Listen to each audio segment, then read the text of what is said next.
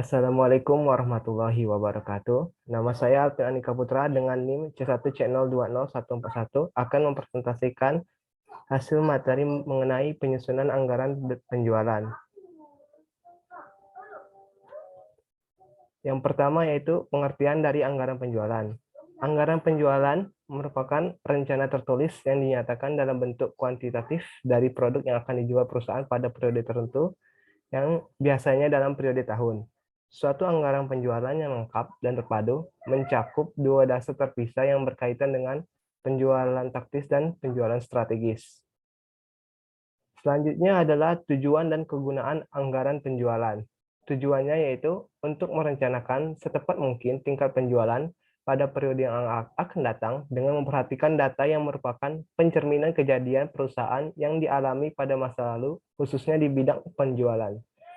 Lalu untuk kegunaan sendiri terbagi menjadi dua, yaitu kegunaan pokok dan kegunaan khusus. Kegunaan pokok yang pertama itu sebagai pedoman kerja, yang kedua sebagai alat koordinasi kerja, dan yang ketiga sebagai alat pengawasan kerja yang membantu manajemen dalam memimpin jalannya perusahaan.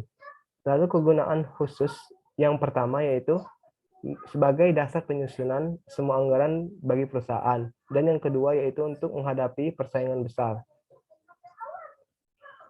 Selanjutnya yaitu manfaat anggaran penjualan. Menurut Wells, Hilton, dan Gordon di tahun 2000, ada 4 manfaat. Yang pertama yaitu untuk mengurangi ketidakpastian pendapatan di masa yang akan datang.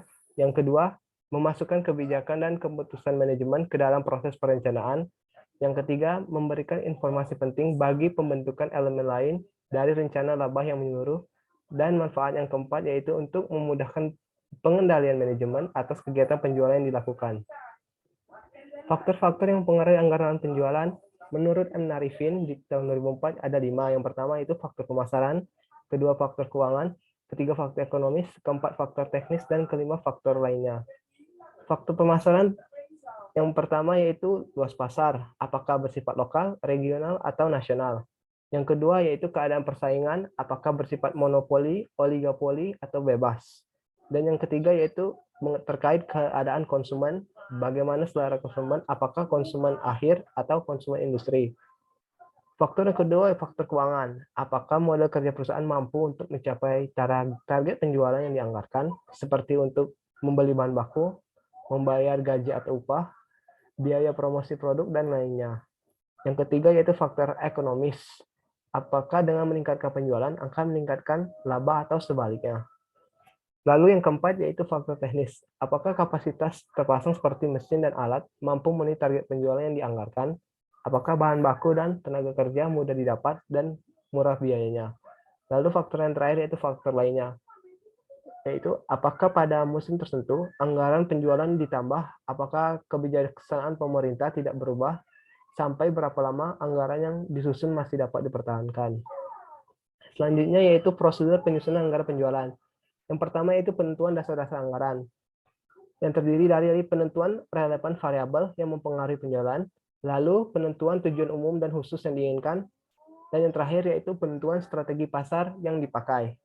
Lalu untuk langkah kedua yaitu penyusunan rencana penjualan, yang terdiri dari pertama adalah analisis ekonomi, kedua analisis industri, ketiga analisis prestasi penjualan yang lalu, keempat analisis prestasi penjualan yang akan datang, kelima menyusun peramalan penjualan, yang keenam menentukan jumlah penjualan yang dianggarkan, yang ketujuh menghitung rugi atau laba yang diperoleh, dan yang kedelapan yaitu mengkomunikasikan rencana penjualan yang telah disetujui pada pihak yang berkepentingan.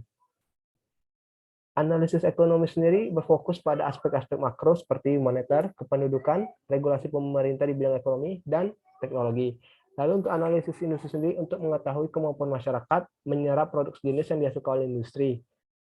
Terkait analisis prestasi penjualan yang lalu, yaitu untuk mengetahui posisi perusahaan atau market share perusahaan di masa lalu, dan analisis prestasi penjualan yang akan datang, itu digunakan untuk mengetahui kemampuan perusahaan untuk mencapai target penjualan di masa depan dengan memperhatikan faktor produksi seperti bahan baku, tenaga kerja, kapasitas produksi, dan keadaan permodalan. Yang kelima, itu menyusun ramalan penjualan. Itu untuk meramalkan jumlah penjualan yang diharapkan dengan anggapan segala sesuatu berjalan seperti masa yang lampau. Dan lalu yang keenam itu untuk menentukan jumlah penjualan yang dianggarkan, Yang ketujuh, menghitung laba atau rugi yang diperoleh. Dan yang terakhir, yang kedelapan, yaitu untuk mengkomunikasikan rencana penjualan yang telah disetujui kepada pihak yang berkepentingan. Baiklah, itu saja presentasi dari saya. Apabila ada kesalahan kata, saya mohon maaf. Saya akhiri dengan wabillahi taufiq wal hidayah. Wassalamualaikum warahmatullahi wabarakatuh.